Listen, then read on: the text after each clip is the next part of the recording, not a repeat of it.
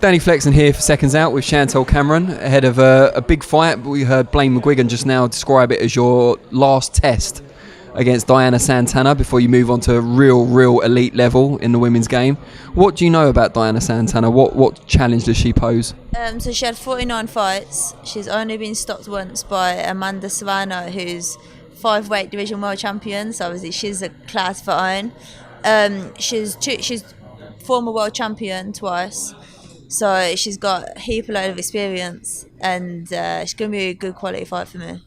The fact that she's got that much experience, 2-time world champion as you said, and she's still coming over here to fight you, who are at an earlier stage of your career, does that say a lot about her and that she believes she can win? Yeah, so she must be coming here to beat me. But I was looking at it as, like, she has all the experience in the professional division, but I have all my amateur background, my kickboxing background, my Muay Thai background. So her record doesn't faze me. And even though she had 49 fights, it's about the quality of opponents. So like each one of my fights, I feel like I've been tested. Like as the fights have gone on, I've had more and more of a test. So I feel like this is another test, but her record doesn't faze me. As long as I perform on the night, that's all that bothers me. You say your best win so far is Vivian Obernoff, especially considering what she's done since in beating Natasha Jonas. No, I'd say it was Miriam Delau, because for me that was a proper eye-opener, and I think that was my biggest test, because Obernoff, like, what she's achieved since is great, like all credit to her, but Delau was a different category of fighter. That's what I feel like, being in the ring with both of them. I feel like that's been my best fight. What's next if all goes well against Diana Santana? It's not easy to say that, is it? Diana Santana. What's next after that? Is it one of the other world champions? Is that what you're looking at?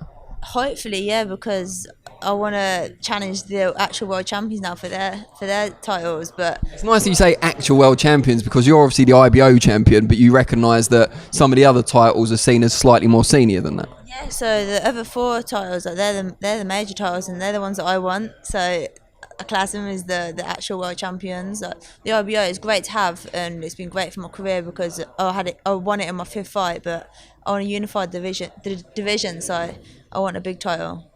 And something we talked about recently, obviously not for Seconds Out, you've recently had some news, a bit of an achievement outside of the ring. Do you want to tell us a little bit about that? It's happening towards the end of the month. Yeah, I've got my own place now, so I'll get in the keys to that, so that's really exciting for me.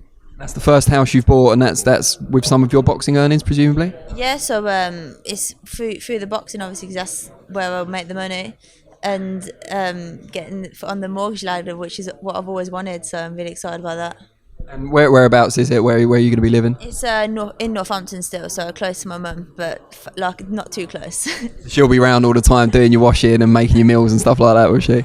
I'm in Northampton, where she's not too close, so she can like just pop round because she doesn't drive. So I've got a good bit of distance there, so I can pop round whenever I want, but not too close here, so I'm on the doorstep. And was that always an ambition of yours through the boxing, not just to become a world champion and stuff like that, but to be able to buy your own home?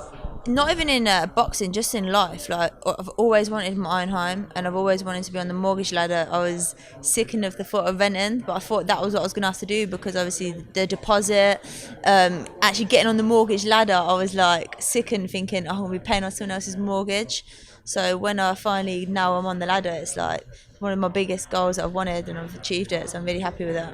Thanks, Barry. Thanks, Simon. You see Barry McGregor in the background there. It's kind of helped you towards that goal. Brilliant. So, just last question. People that haven't seen you box before, and I'm sure there's still a few out there, you're going to be on Channel 5, obviously, this big fight. What can they expect from you and your style and this fight specifically?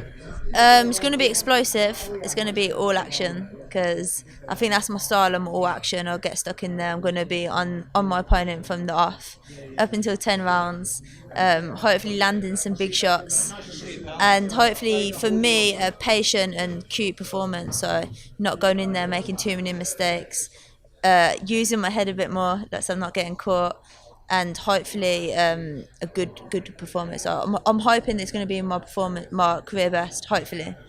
And just before we let you go, for people that do want to get to know you a bit better and follow your journey, just tell us what your social media handles are and how people can follow you. So my Twitter is @Chantelle Cam, and my Instagram is @ShanCam91.